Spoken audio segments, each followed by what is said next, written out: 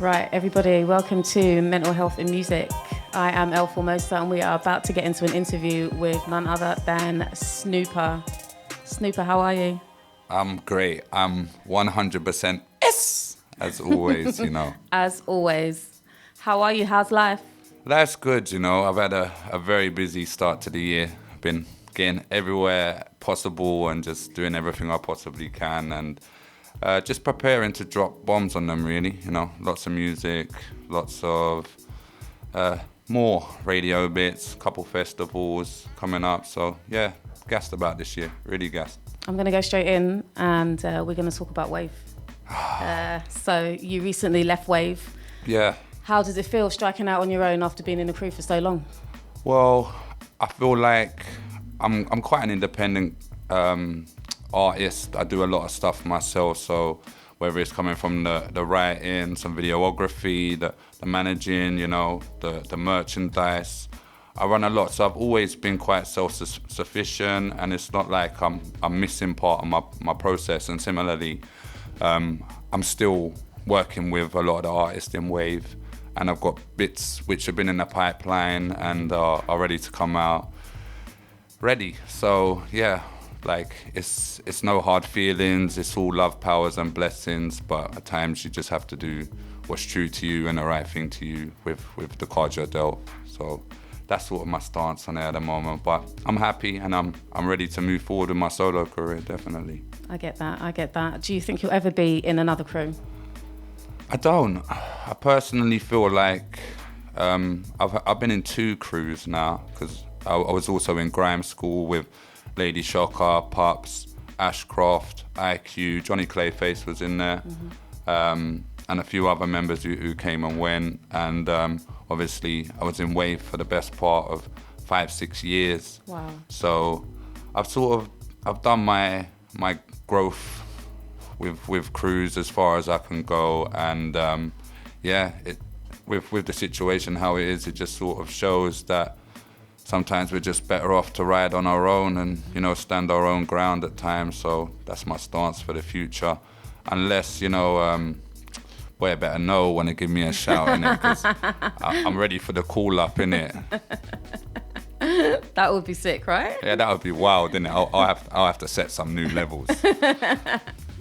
You mentioned earlier a little bit about the many things that you do, and I know from personal experience that you are the busiest guy ever. You do so much all the time. You're just about and you're everywhere.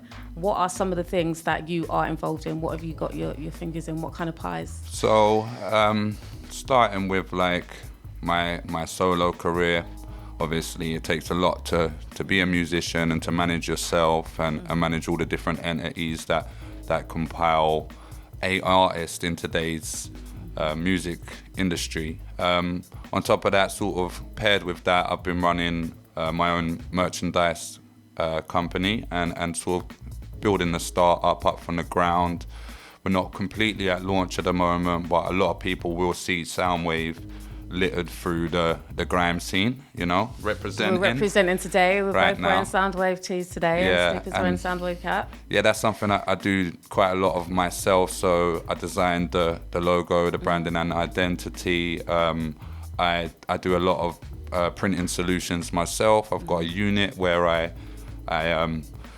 turn it into a bit of a chop shop every now and again, and basically do some finishing touches and some other parts like packaging and fulfillment and so on and so forth.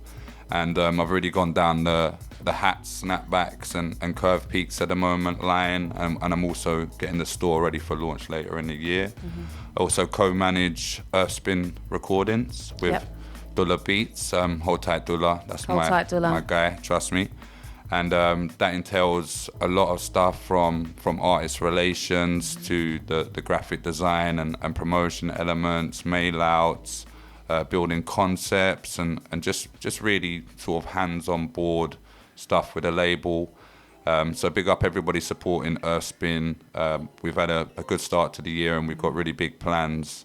It just, as you say, with everybody being so busy at times, sometimes other things take precedence. And The last couple of years, Earthspin have been quite busy. They've been quite consistent with releases, I would say. And they're always, I would say, churning out releases. You guys are always representing. I've been on board from about, not great with my months, but somewhere around August, September last year. Okay. And Dulla really brought me in to create some growth and sort of take it to the next level with the public eye and the brand awareness and stuff like this. But we've really sort of pushed with some processes and building a little bit of a more predefined, set out goal and mission statement and sort of roadmap for where we go into the next few years. So I know Dulla's really, really busy at the moment. He's out on tour with Big Nasty and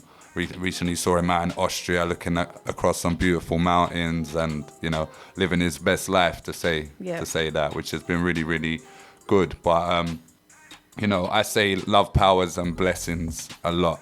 And I got to admit that slightly comes from Dulla. That's my guy. And a big thing that I'm into at the moment is just empowerment. Like, just trying to basically empower people around me. And that's something I've been doing for many years. I used to run an instrumental channel called Grime Dealer, which uploaded the best part of 500 instrumentals over the space of a good few years. And I worked with a huge range of artists throughout the scene, mainly instrumentalists. I've always been an advocate for instrumental music and basically trying to push and develop and work with producers across the genre, mainly grime. You know, because that's where my heart and my roots are. Yeah. And I mean, like I'm also a father. I've also got a full-time job.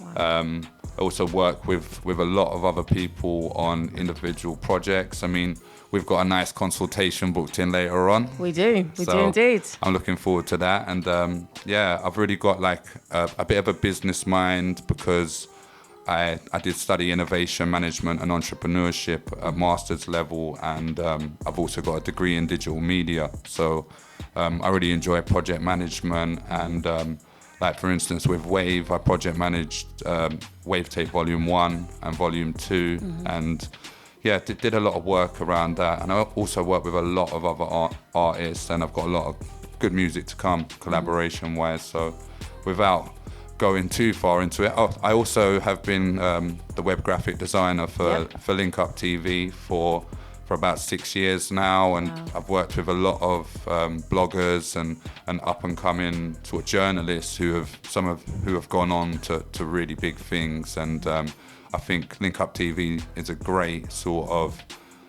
platform for people to get involved with. A lot of the work's voluntary. And really just push themselves to that next level, and you know, mix with some of the A-listers as it is. Yeah. Wow. Is there anything that you don't do? I don't know. I mean, I like to think that. I feel like if you were given a task that you feel like you couldn't do, you would find a way to do it, no matter what it was. I feel like anything that I need to put my mind to, I'm not sort of shy to the learning process and to really, really sort of taking anything on and putting my mind towards anything. And I feel like, you know, from a mental health perspective, like, for example, I am like borderline dyslexic. So I've always struggled with spelling certain words, my grammar and my punctuation. And for quite a lot of my life, I saw that as like a block, that I couldn't do those things. And there were a few things which I did sort of shy away from.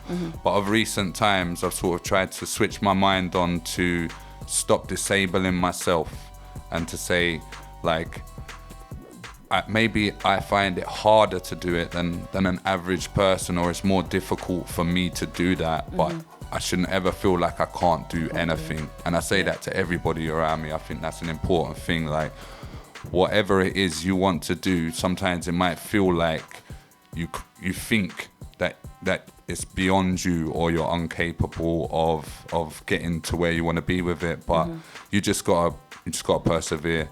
And I say this quite often, but my dad's saying is, you know, just get on with it. And that is genuinely it. Like, nothing happens until you start. So yeah. Very, very true. Wise words from Papa Snoops. Well, I want to talk a little bit about your bio on Instagram and Twitter, because you've got inspirational speaker in there, and I think that is something that should have been in there a long time ago, but you've only recently put in.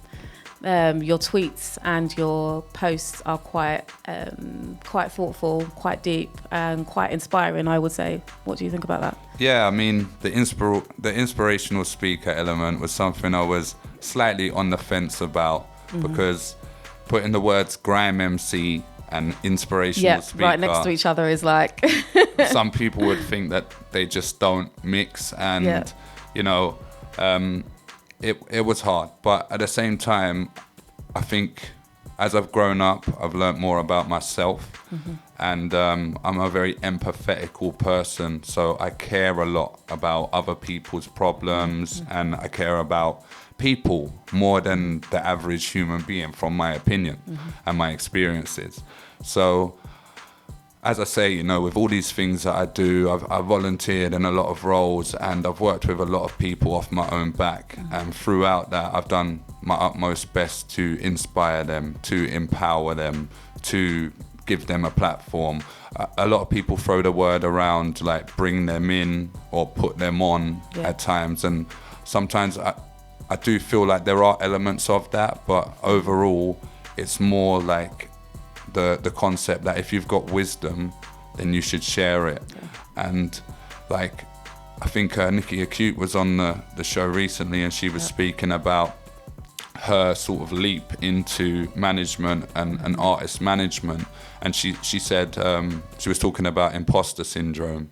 And I feel like with an inspirational speaker, it's very much a bit of an imposter thing for me, imposter syndrome thing, because I'm not somebody who's like a trained counselor, or I don't really have any qualifications or accolades or accreditation that goes behind being an inspirational speaker. But I'm half Greek Cypriot. I remember my uncle and a lot of the family around me were very philosophical. And I really feel like throughout my life I've built my own philosophy and my own sort of ethos around how people should be, about the energies. I'm a big believer in the power of energies, and I'm a big believer in the power of belief. And with all of this stuff, you know, you end up further down the line, and it just sort of becomes you, you know. Some of these things sort of overwhelm you to the point that you have to take them in and accept that that's who you are and that's what you do. But I do think at times, like, I get on the TL in the morning and I'm like, I'm feeling frustrated. I'm dealing with, you know, mental illness, which I've had ups and downs of, even though I'm a very independent person. And sometimes I might go on the TL and I might feel frustrated. I might want to vent, and I might want to sort of indirect a group of people. And at the moment, I sort of look back at that spot in my bio and I say, what am I trying to achieve here? You know, am I trying to sort of put negativity out there into space? What am I giving out? So sometimes I'll just stop myself. And recently, the other day, I think it was Jessa Isaac or it was somebody on the TL anyway, and she said, post some of your draft tweets. And yeah, you know those tweets, so you write them out. Yeah, and then you're like, nah, you know what? Exit. I don't want to delete that. Let me put that in a draft, because one day I'll read that back. And yeah, I would say recently my draft tweets have been building up. Yeah. I'm trying to imagine what might be in there. Yeah, there's some dark moments in my draft tweets, to say the least. How do you juggle so many things? Like, you're a wizard at the moment, so what is it apart from magic that gets you through? And I think a bit of abracadabra is always beneficial, but really, I see everything as a sort of project management, you know, and I'm very much a person who cares a lot about the work and less about the people. So at times, you know, I do neglect my family. I do neglect things which are stable in my life. and I very much fall foul of staying up way too late and then paying for it the next day. Or, you know, like I'll come to radio, I'll pick up a lot of my affiliates on the way, and then we'll run the show, and then I'll end up driving people home till 3 o'clock in the morning, having to go home, having stuff on the to-do list. So I feel like really it is it's a prioritization thing in life, and I very much prioritize my career quite highly. So that means that I've got to dedicate a lot of my time and my energies towards progression. And also I'm very much the kind of person who feels like progression and self-expectancy are very important to me, and they're very high on my books. So, you know, I also freelance as a graphic designer. I got a degree in digital media, as I say, so I was, you know, professionally trained how to do these things. And with the costs of music, which are vast, and, you know, they go from buying your lunch and your petrol all the way through to paying for features and collaborations and videos and these kind of things. Very much a lot of the time I have to make some extra money. I have to get a little bit of extra income to try and sort of put off some of those other costs which I've got going on. Big up the tax man, you get me, as we speak about that. But yeah, I feel like drive is such an important thing. And if you're a driven person, if you're a high functioning person like myself, even though we burn out, we get to the edge of being pushed by ourselves and not feeling the best about it, we do a lot. So big up all the high functioners, big up all the ADHD prone people with those kind of traits where, like, they're just always buzzing off the walls, they're always trying to do something new. Clicking their pen, twitching, rocking in their chair. Fidgeting 24/7. But with that kind of element, and it was something I did while I was doing some profiling, it said that people like me, and this wasn't directly related to ADHD, but it said people like me, they fall foul of taking on too much, making too many plans and ideas popping up, and then what happens is you end up with this huge long list of to-dos, and you get to the end of the day and you're like, wow, like I didn't do what I needed to do. So I suppose having a long list of to-dos is good because you're always active, you're always doing something, you're cramming in loads of work into little space, but you just need to be super grateful of what you managed to achieve. And it's one of those things where at the end of the day you should reflect on what you've done and what you've achieved during the day or the week or the month, even if it's just the small things like getting out of bed or you know, not eating sugar or giving up caffeine. Staying off the caffeine. You know, I'm on the decaf now because I found that was messing with my sleep pattern and stuff. And it's another thing, if you find something being a blessing in your life, then you should share that wisdom and try and get your people on the same page as you know, help them out. Yeah, I get that. Do you think that your desire to take on a load of projects is you kind of, I want to say, avoid things, or is it come from a desire to succeed at things? I feel like... do you feel like it's a distraction? I feel like, I mean, what you're saying, that the problem with taking on too much is a distraction from other things sometimes. Yeah, I definitely feel like I put myself second a lot over other people's projects, and it's something I've spoken to with a couple of my colleagues within the music industry, is that we spend a lot of time doing stuff for other people, and sometimes that takes away from our own progression and our own development. But at the same time, like, you have to see your career as a sort of entity, a whole entity. So the connections and the networks and all of these things, they all sort of work together. But you also have to make sure that you're taking time for yourself. You're prioritizing stuff in the right order. Because, you know, at the moment, I feel like I've got huge momentum behind me. And one of the key things that I'm sort of needing at the moment are music videos to support the heaps and hordes of music that I've got in my backlog, and I'm releasing very soon. But I'm still out shooting other people's music videos, you know, off my own back, when really I should be focusing on getting my own videos shot. So it's a balance. It's definitely a balance, and I definitely would agree that it's a huge distractor. But I wonder if that's more of like a procrastination thing, like. Yeah, it could be, because I think people sometimes think procrastination is where you avoid something and don't do it, but procrastination is actually you doing something but not what you're meant to be doing. So it's and avoidance is different, because avoidance is that you avoid something completely. So I think sometimes when you have a list of things to do and you're looking at your list and you're like, I'm going to do A, B and C, you pick the things that you want to do.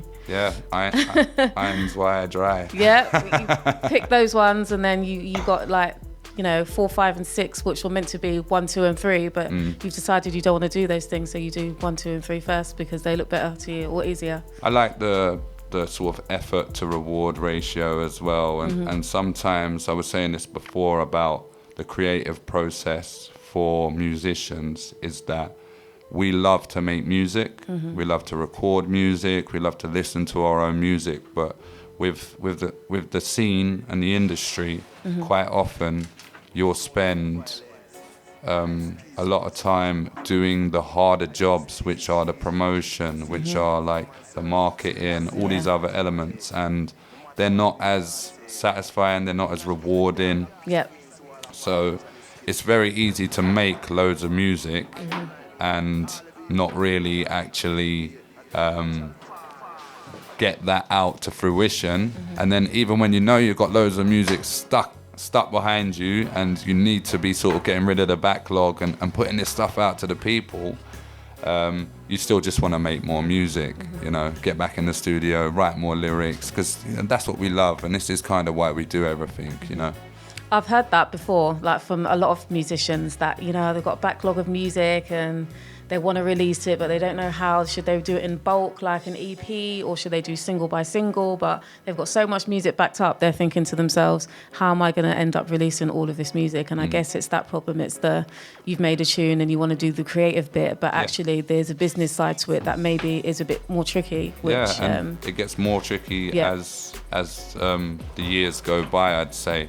You know, the whole industry, the public, they're expecting a higher cut of the cloth, more professional bits. And I saw somebody the other day talking about this Channel U looking video, like almost as if we can't do more sort of retro-y kind of stuff and more raw bits.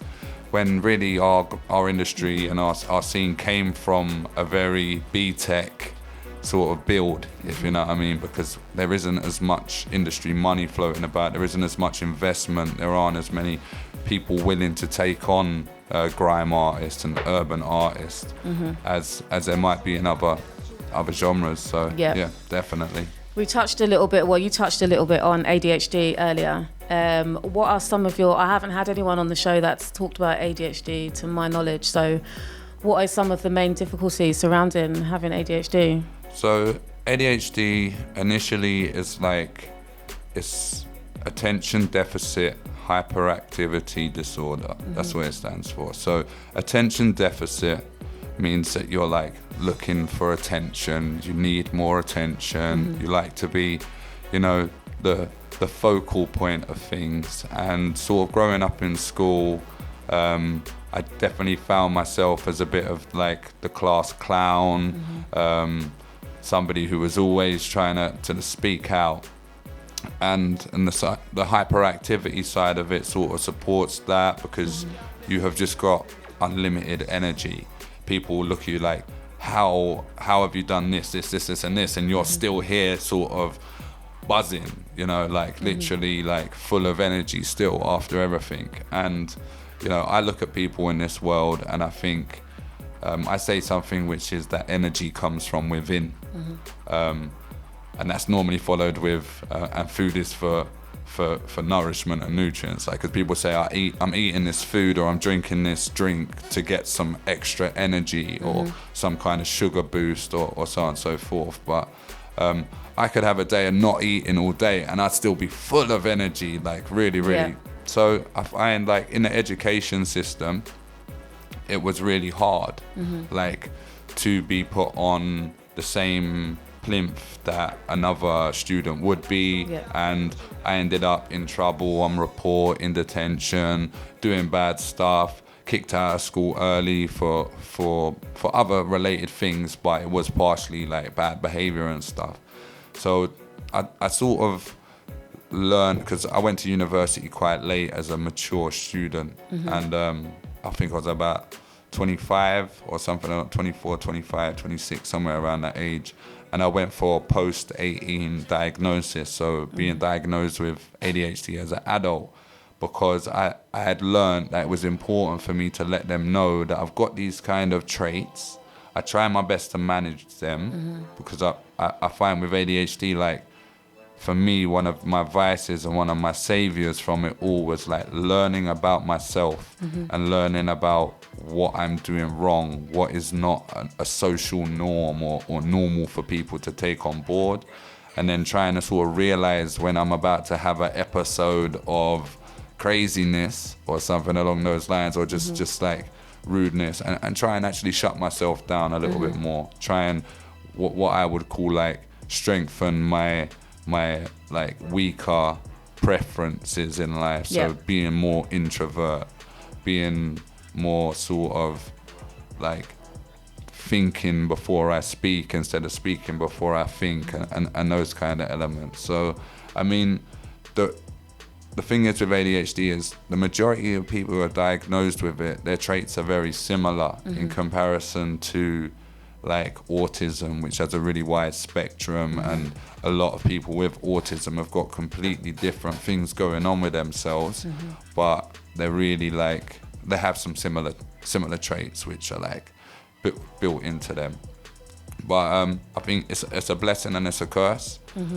It keeps me busy, it keeps my mind overthinking, working, and then you've got the other elements that, like, say that you're depressed, which I have been, numerous times, as the majority of people can relate to, and you've got something going on, but your mind just won't stop bringing that to the surface, and it can be really, really hard to manage. So, definitely a blessing and a curse with ADHD, and I hate to say that I've got a disability. I would say I've got an ability, or I'm more able to do. A superpower. Yeah, a little bit of a superpower in the best way that it can be said. But at the same time, like, you should never disable yourself in that kind of element. Say, I can't do this, or I've got this problem. Like, anything, in my eyes, like, a lot of things, unless they're literal, very literal, then you can overcome them, you can change yourself, and you can learn more about yourself, and basically progress and develop with your like diagnosis as of such. Do you think that mindset helps you cope with it? What do you think you'd be like without that mindset? I feel like I was lucky, and because I was blessed with health and ability. So I had my mum, bless her, she used to work with kids with special needs. So she actually worked in my school, in my primary school, and she fought to get me diagnosis, she fought to get me help, and she also helped me learn and understand. And from that, I was actually I was an intelligent young man. I did my 11 plus, which was like a test you used to be able to do to get into a higher sort of level school, and I went to grammar school, and I was like the boy from the estate in the grammar school, which ended up with me getting kicked out because I was bringing the estate into the good place. And but intelligence and learning, like, I work in the learning and development sector, and it's always been something that's very important to me. And I think that sort of flows through everything that I do. Like the growth through learning is so important, you know. Yep.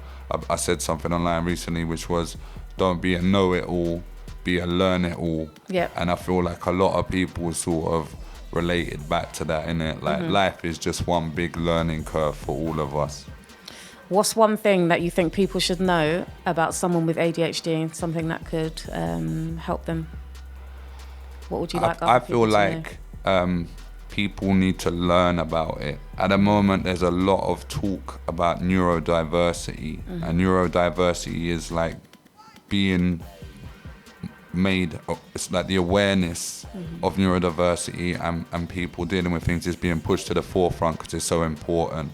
And there's recently been things like accessibility laws for public sector bodies, so that like their websites need to be accessible for anyone with any form of neurodiversity issues. So with all of this stuff, if you learn more about it, learn about what you have or what that person has, then it helps you accept different elements and it helps you build and work with them. So definitely, like, you know, focus on learning more about it and people to be more aware of people with ADHD, that it's not just them being boisterous, as they used to say, or naughty kids or bad people. Sometimes they've got traits. I use the word traits a lot, which you need to be able to understand, and sometimes you can help them with it instead of alienating them for thinking that there's something wrong with them. You know what I mean? This annoying kid over here, the one who's been doing everybody's head in all week. Like, do you think ADHD affects your creativity, and if so, how?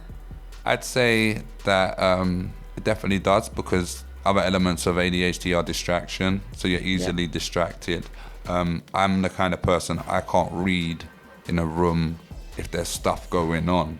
So I have to separate myself, and because of it, I don't read books. You know, like people should read, you know, I believe that, but at the same time, I haven't read a book in 5 years, 10 years. The only book I read was written by my granddad, and I didn't even read that cover to cover, you know, but I'm trying to sort of change that, and that was one of my goals for this year. I just haven't actually put the right focus and energy into that one, but definitely, I'd say like the distraction elements are there, so it distracts you away from your work. You're trying to focus and write your music, you're trying to focus on doing this, and then you're distracted by something else that will also sort of put you off. But the sort of benefits of it is that you are high functioning, so your mind is alive, your mind is active, there's a lot going on up there. So when you're trying to put something down on page, you've got loads of ideas, loads of creativity, and you're just quite, I feel like it's a creative disability in a way. You get me? Do you think that ADHD is a mental health illness? What would you class it as? I would say that it's a physical illness. Because I believe that it's about the balance of your like brain and the chemicals which are going on and this, that, and the other. However, it is stimulated in early age or even sort of whilst you're growing in a womb or whatever works it to being at that point. I reckon those kind of things stick inside you, and it's not like something that can be completely changed. It just has to be managed in that kind of element. But I would say that it definitely has a strong connection with mental health, and it can be really detrimental to people's mental health and add to their mental illness if not managed correctly, especially in this kind of society that we're living in these days. I agree with that, I think. Do you consider yourself to have good mental health? I would say that my mental health is very up and down. So it could be all in the same day that I could be feeling sort of polar opposites, waking up feeling very low because I've stayed up the night before, working late. I'm a big believer in the fact that sleep deprivation is a core contributor towards depression. So, you know, because of the life that I make for myself, I'm I'm quite often very tired, you know, overworked. I've got a lot of other elements of my life which add to that. And then later on in the day, I could have some boosts which put me in a great mindset and a great mind space, and I'm able to not just manage my own mental health, but also help other people monitor theirs and manage theirs. So yeah, I mean, I feel like that's the same with everybody. Obviously you have peaks, and it's very much a frequency thing, like the sine wave, like the downs and the ups, but it's about how high you get and how low you get. You know, people talk about rock bottom and people talk about on top of the world, you know, and you can feel those ways in the space of 5 minutes, depending on what's hitting you. I would say that I've become more stable with age and with growing up, but overall, it's even in my family, like, you know, some of my family have been on antidepressants and so on and so forth, and some of this stuff is sort of within your nature and nurture. Like, you can have elements of your nature, so your genetics and who your family are, and then the way that they nurture you throughout your upbringing and so on and so forth. And I had a really hard upbringing, and I always say, you know, I wouldn't change any of it because it's made me who I am today. And like, I'm here with my son today. You get me? Big up my son Lutster.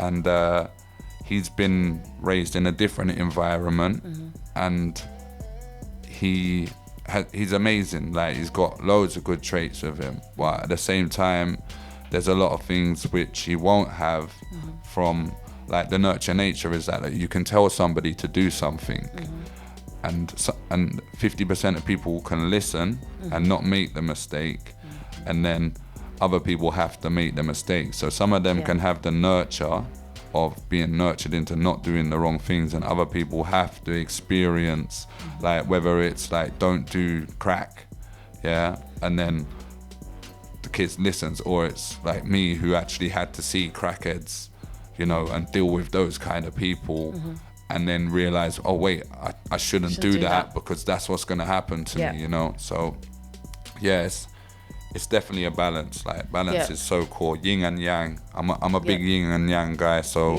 you gotta have goodness to have badness, and there's goodness and there's badness in every goodness and stuff like that, energy wise. I'm so interested now because you mentioned medication. What's your stance on medication? Well, I self-medicated for many years with cannabis. So I smoke weed, and as somebody who's high functioning, like, weed is a suppressor, so it sort of chills you out a little bit, and it helps you manage your attention deficit, like your sort of over the topness, so it be. And then I also at stages I tried like the actual prescribed drug, which is Ritalin, or its counterpart, whatever. There's another name for the other one. And really, it didn't really do nothing to me. Like, I would take it and I didn't really feel any different. I didn't feel like suppressed or anything like that from where I was. So my stance on medication is that any drug that you get that isn't natural from like a doctor or a nurse or a GP or a pharmacy or whatever, some of those are like life sentences of drugs, whether it's painkillers, which are people are addicted to, whether it's sleeping tablets, which people are addicted to.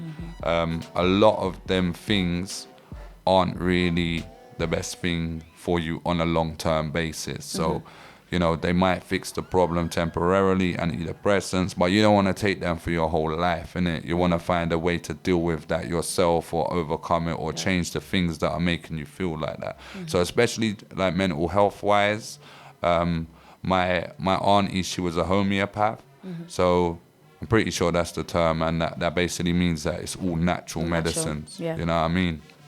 So when I grew up, I had natural medicines from her, and like I had asthma, and they used to like literally like knee you in the stomach and smack your back to try and like get stuff off your chest and stuff like that, and use like vaporizers and this and the other. but then again, I also needed my pumps. Because if I had an asthma attack, the only thing that was actually going to physically help me. So with some stuff in life, like some medicines, there's no other way than to take that medicine, you know what I mean, to fix yourself. Like, but like, for instance, people who suffer with migraines. That's me. It's funny how sometimes stages in their life, they're perfectly fine. And then some stages in their life, they're dealing with mad pain on it for days and days on end. So there's got to be something higher to the reasons and the causes and that for me. And like, it's something we don't really understand. Everybody's different. So, you know, like I would definitely be someone who's trying to say, you know, eat good stuff, drink water, go in a dark room, go get some fresh air, connect yourself with the energies, but same time also be saying, look, boy, take some painkillers, car. You need to make yourself feel better for a second, get a break in it. What do you do for self-care? How do you look after yourself? Self-care for me, What does that look like to you? I do music a lot. So, you know, we talk about music as a release, and quite often, like me going to my studio, writing bars, listening to loud music. Like I love loud music.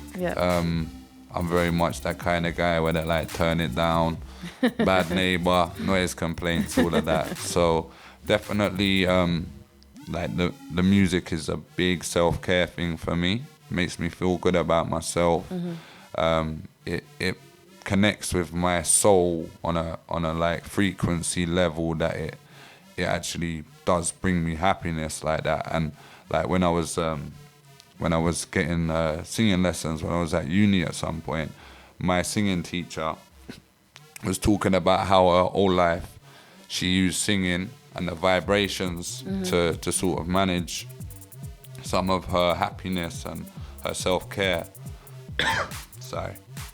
And then it come to a stage where that weren't cutting it no more. So she had to go and start playing like big, I don't know what it is. Cello? The cello and the bass guitar, because she needed bigger, stronger vibrations to make her soul, you know, tick and talk. So I definitely think there's some frequencies and some vibrations in all of that for me. But I also like, you know, the typical things, which is like removing myself from overstimulation.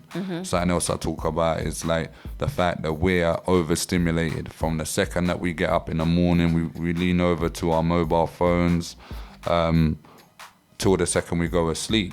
And I watched some TED talk recently about a guy who was talking about overstimulation. He said he forced himself to watch paint dry, and he forced himself for 2 hours a day, and he counted the same 10 pennies 1,000 times, and he counted to 1,000 and back.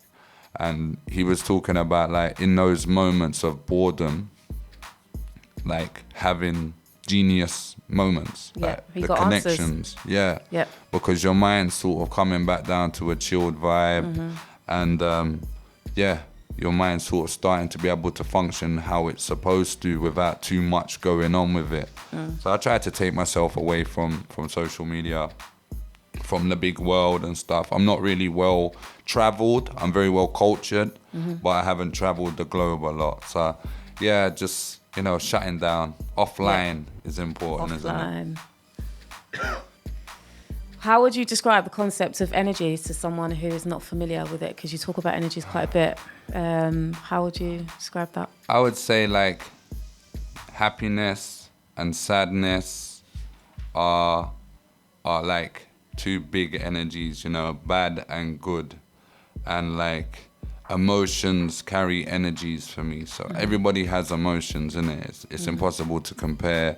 When I feel happy, whether it's because, you know, I hit the jackpot or it's because I got my child in my arms or something. But somebody else might be buzzing because, you know, they just bought some new trainers online that they've been waiting for a long time. And they didn't miss the drop. Yeah, they didn't miss the drop, you get me? No indirects there. No shade. So, like, everyone can relate to it. It's all on a different pattern, innit? So, like, they're the energies to me. But then there's, like, deeper energies like belief and faith And I suppose for me, they very much relate back to feelings, you know, and emotions. But at the same time, you've also got the energies of the earth and the world that we live in.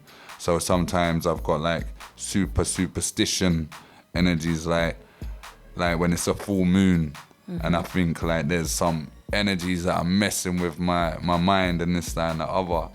And like, I don't know, I'm not really a spiritual person. I'm like quite agnostic or whatever, if that's the term, where like I believe that there's a meaning to us being here, but I believe that we'll never understand it, innit? That's really funny that you say that, because I feel like people who believe in energies are usually spiritual. Yeah, I've never heard that where someone isn't spiritual but they believe in energies. I'm not religious. My half of my family are Greek Orthodox, so Christian, and the other side are Christian. So there's a lot of religion around me and a lot of faith around me.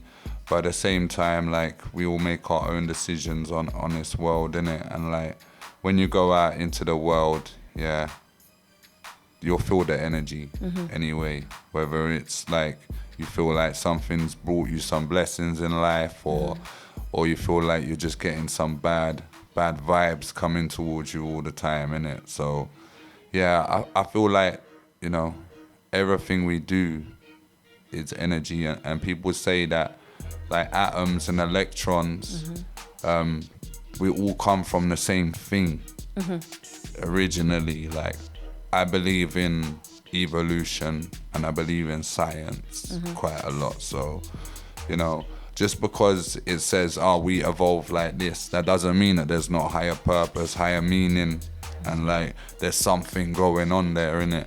But at the same time, like, what I'm trying to say is like, you can't really find meaning from stuff, but sometimes you can sort of get on the same frequency as stuff and like be more sort of accepting or understanding or feeling like there's something going on in this world, you know, because belief is so important. Like, you know, I believe in the power of belief. So if you really believe you're going to do something or something's really going to come to you, then that stimulates it actually happening, innit? Yeah. And if you doubt yourself, then you're basically manifesting failure.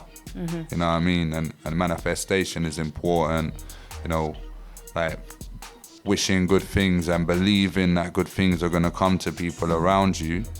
And then, do you know what? You stimulate that. And stuff will end up coming that way, innit? Because you're bringing that in, you're bringing those energies into the world, innit? With purity. Yeah. When your energy is low, how do you recharge? Again, music. I just put on the music. Like, I grew up in a house of music. My dad was a sort of a musician in the aspect that he used to DJ. Quite a lot, and all of his pals did. They came up in a different sort of time, when before grime, like before jungle, before drum and bass, like they saw the birth of these musics. They saw like the music changing. They heard the first ever what they thought was a D&B tune, or they heard when jungle hit the thing. So when I grew up, my dad was playing acid house, he was playing jungle, he was playing drum and bass, mainly liquid. He was playing garage, and my mumsy was also playing like bits of garage, and that was all mixed in with like some soulful stuff, some like more like madness and ska and reggae, and all those different vibes. So it was always a guide for me, and I feel like a lot of us, we look back to those old songs that we grew up with, and they mean a lot to us. They hold sentimental value. You can put on a song and it will just change your mood, innit? So like my charging is definitely through music, and more actually listening to other people's than creating. So the other side of that, really. Yeah. What's a feel-good tune for you? What gets you up in the morning? What tune can you put on? You'd be like, right, this day is mine. At the moment, it's Jesse Elvis, all Faith my love. SFX, right? Yeah, Faith SFX. So, or formerly known as Faith SFX. as I was walking into mode today, I was actually reciting Genuine Pony. Yeah. But the beatbox version that Faith SFX did, innit? And like he was a big inspiration to me growing up. And like that's from like his beatboxing side to his singing, like Passion Fruit and some of his later bits, and then even more recent stuff like he did the Frank Ocean We All Try cover, where he builds it all up from scratch and stuff. And then just the other day I was round at my brethren's Lady Shocker, and we were just there like having a chilled vibe. They were catching some rum. I had myself one little drink, you know what I mean? Because I'm driving, I'm always designated like that. But designated Dave. when everybody's getting lashed in the yard, obviously you want to try and get on a level in it, or I'll feel like you're one of the gang, you get me? So, we was all playing through tunes, we was playing through bare bashment, bare ragga, bare of that kind of stuff, because that's a lot of that stuff's feel good for me. But she played that one tune, and I have spun it 30 times since. Wow. And I'm like spinning it in the whip and literally driving down the road, busting 22 skanks on a dangerous one, you get me? Well, obviously still aware, still alert, but yeah, big tune. So I believe like Faith was signed by Charlie Sloth. Yep. And I gotta say big up to Charlie Sloth for doing that, because like even I knew he had a sick voice. He was a sick musician. Always been. And maybe like he needed to be told that, and he needed to be pulled away from this beatboxing life and actually platformed as an artist. And if I read his bio, and it did not mention beatboxing. Wow. Which was funny, yeah. Crazy. So it's that fresh start, and he was given a fresh start as a musician. Without the beatboxing sort of background. I was so gassed, because obviously I was doing my research on you before I did, I write my questions, and obviously we talked about it and whatnot, but I was so gassed because I see you on Facebook beatboxing. I was like, oh my God, I've worked out his secret talent, I know what it is. And then we walk into mode today and you're already doing it, and I'm like, I can't bring this up now. Yeah, I mean, it's never been something that I did as a core hobby. Yeah, I always did it just on the side. I quite enjoy it. It's similar to that kind of vibration thing. And also I love to sing. Like you would have heard in the tunes which were played that so some of them are Melody Crew. Yeah, really heavy grime, aggressive grime. Yeah. But then again, you've got some of the more sort of chilled bits where I'm trying to sort of bring that singy song melodic element into the choruses, you know, madness all around. All three verses are melodic, and then I got Rowdy who's singing the chorus. So, and similarly, you saw the video, which was probably strictly grime, and it was like strictly grime, and that was just me messing around in my studio and thinking, do you know what? Inspired by people like Faith SFX, let me build a beat out of some beatbox and let me spray some bars on top, you know what I mean? And to be fair, that got some real good traction. And I always wanted to do the version too. Like I've been super interested in getting a loop station for like 10 years, but never bit the bullet. So it might be something that has to be done. I want to talk to you about the grime scene, because I feel like at the moment, that's my scene right there. It's a lot at the moment, and I'm talking about spaces. So first of all, are spaces killing our people? Spaces are definitely killing a lot of people. All right, so that's my new stance, innit? Like I would say they're killing our people, definitely. Like there are people who are actually getting addicted to these spaces. They're spending their whole day, their whole night. People are falling asleep in the spaces. This is spaces sleep over massive, you know what I'm saying? So, like, if you look at the facts, then, it's definitely got some bad elements. There's some bad mental health related issues to spaces, you know. It's creating anxiety for people. People will be put in positions where they're being basically outed, put on a stage where maybe they're not best fitted for, and they're sometimes making behaviors, making mistakes, which are basically being platformed in front of hundreds, if not thousands of people. And then, you know, you got to think that these people, at the end of the day, no matter what you think of them, they're human beings, innit? Like, once they come out of that space, once somebody's disrespected them, or they've been pushed to the point that they've ended up arguing with somebody, so on and so forth, then yeah, they have to live with that on a daily basis. But then again, you've got the other elements, which are, you know, people are getting cancelled. We spoke about this. We talk about it. We try to keep up to date on it because it's stuff that actually matters to us. Yep. So is somebody being cancelled a good or a bad thing? That's the question. Yep. So because it happened in spaces, it probably wasn't the best way to do it. No. But if somebody is involved in some bad mind behavior, some sticky stuff, then we want to know. Because if, you know, you want to know who you're working with, don't you? You want to know who you're working with, you want to know who you're supporting, and you want to know who you're platforming and enabling, innit? Yeah. So it's hard like that, but at the same time, I like I say, you know, I believe that everything happens for a reason. I believe that we're here for a reason. So spaces are here for a reason. They definitely have some positives. I've been in a few spaces which I've really took some value away from, and I've been in some spaces which I really enjoyed. Not so much took value away from, because I didn't go there to take value or whatever. I just went there and I enjoyed what I experienced, what I saw, what I was able to bring to the table, stuff like that. So like, I wish that there was more of a model which vetted the situation a bit better, but it's like, you know, it's sort of like this, like, if you had a device which could create unlimited energy, like people talk about Tesla's thing, you know, and I've seen some other stuff online, no conspiracy theories here. So if you had a device that could create unlimited energy, yeah, that could save the world, right? But at the same time, it could end the world. Yep.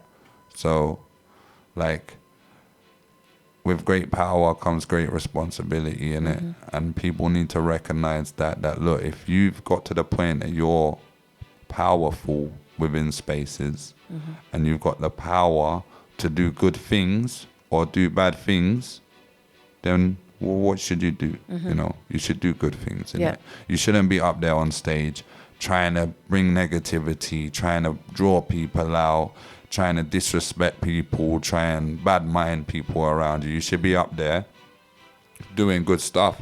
And there's some sick people doing some sick stuff on spaces. So I suppose it's selective. You got, the world is abundant with goodness, it's abundant with badness. Make your choice, you know, and be aware.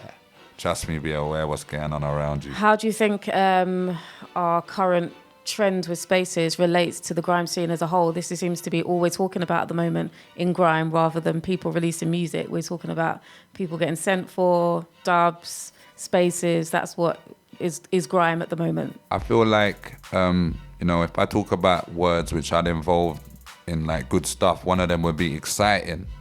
So it's actually exciting to see what's going on, who's what's happened today, you know. It's a bit gossipy, it's a bit Chatty-patty. Yeah, chatty-patty, definitely. So I think it's definitely brought some excitement to the grime scene. So people are excited to get involved in it, to see what's going on, to see what comes of this, which is good. And it's brought a lot of good energies and a lot of eyes on what people are doing. And there's certain people who have risen to a very higher plinth and a higher position because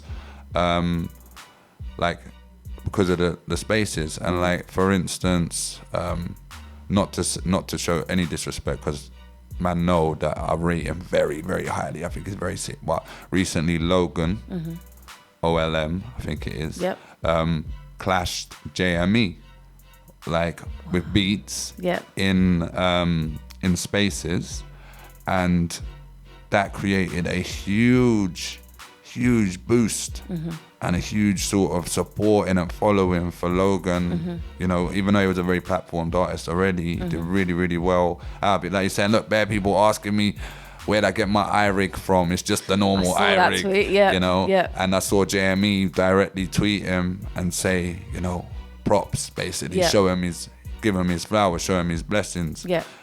So that just shows you like the connections and the networks which are being created from spaces, and some of them are incredible. Yeah. So let's hope that some people really, really profit out of this, and the scene really, really does get some light shined on it, because the thing is with people, rappers, and we ain't shy to speak, you know, whether it's about mental health, and we talk about mental health within men and how that men are so locked up, closed up, can't talk.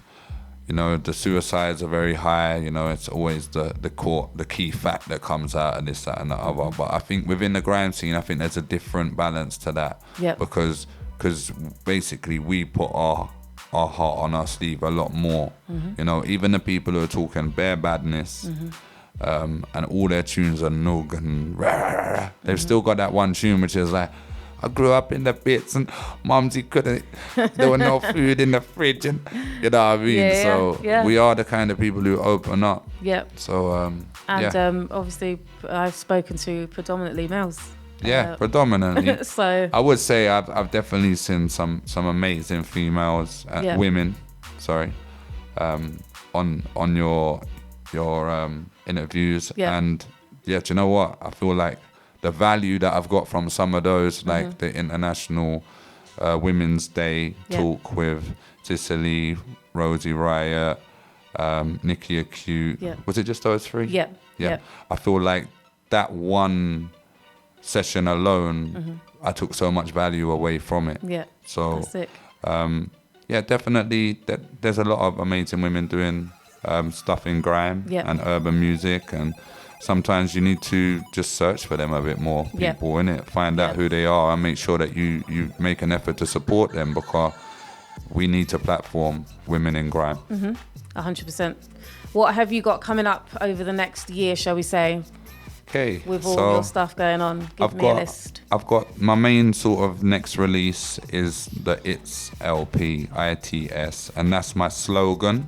And I was going to make that a volume thing, so the It's LP Volume 1, Volume 2, but I'm still on the fence about that. We'll see how we do with the first one, and we'll go from there. That's a 12-track LP. It's mainly solo, but there's quite a lot of features, and you know, every song features a producer. But then we've got Shannon Parks, Rhymes, Charlie Trees, RD, Mr. X, Rowdy, my bro. So a lot of artists on that. And then from there, I've got a bunch of singles. So a single which was played recently, which you premiered, which was There, and that's with FLX. And I've recently released a tune called Wild with FLX and Adam R, which has done really well. It's had an awesome reception, you get me? So I was gassed for that. But moving on, I've got my next real big thing, and this is like a dream project for me. That this is my whole life is gassed about this project, and I'm not gonna name drop anybody, but I'll drop the name, and at the moment it's gonna be called The Greatest. Wow, that's a powerful title. It's powerful still, but this is gonna feature my personal favorite MCs from the whole of grime. So I'm sure you can fathom in your minds what kind of people are going to be on this EP. We're talking legendary MCs, are we? Yeah, definitely legendary, you get me? So, yeah, it's a blessing. It's a blessing to come from spitting bars on the estate over a ringtone with my brethrens, and then working for years and years in my bedroom or in random studios trying to get somewhere. And then, you know, I broke through with an opportunity to do Lord of the Mics on Rinse. Big up Jammer for that opportunity, you know what I'm saying? And from there, I did my Suspiro show, the Grime show when it was back on Rinse. And I ended up basically becoming part of the new wave. And from there, I've just kept on working, ups and downs. But I've got to the status where I can speak to the people who were my idols. When I grew up, they were the people who I lived my life respecting and pushing to the forefront. And now I can chat to man like it's calm and be like, yo, what you saying? What's the deal? How am I gonna get this to work for me? And so that's the next thing. And yeah, I'm basically trying to branch out a bit as well. So the way that people have been talking, like Treble Clef been talking recently about singers in grime, and there's one particular singer who I've been talking to for a while now, and there's another singer who I've sort of got on my radar and I need to make some progress with moving forward. But I also songwrite, so I write a lot of singing lyrics, and I'm really looking forward to bringing some more melodic vibes into grime and some more singy bits, you know what I mean? So I'm gassed about that, and I've seen a lot of women in the grime scene who sing over, and we're talking way back from like Gemma Fox to NY, you know, some of my favorite artists of all time. So and then we see people like I think her name was Olivia Louise or something. Either way, seen some incredible singers come into the scene, fuck with our stuff, and just set levels, and then just upwards and outwards. So I would love to see more women singers in grime. I think that'd be an amazing thing. I think that would be really, really sick. And also some male singers, like more male singers. Just get them in. Like Faith SFX, he sung a lot, and he was predominantly a grime artist. So like I spoke about Passion Fruit earlier, which had Nye on it, and those kind of vibes there are sick. So tell your singer friends that we got room for them over in the grime scene, innit? Like, we're waiting for them. Just turn up. Snoopa, where can we find you on socials? Socials, at Snoopa Official, so SNOOPA I like that because it's in one of my bars, so it just flows. It's almost like me spitting two bars. So Snoopa Official on Twitter, Snoopa Official on Instagram, TikTok, Snapchat, wherever you need me, I'm Snoopa Official. And then on SoundCloud, because I managed to get the Snoopa, without the official, I was like, no, I can't give that away because somebody's gonna come grab up my Snoopa. But I'm on SoundCloud as Snoopa. I don't really post a lot on SoundCloud, and every platform out there, type in Snoopa and you got me. Especially Spotify. We need to get my monthly listeners up. Come on, right? I want to see 2,000-3,000 right now. Sick. Snoopa, you have been an absolutely wonderful guest.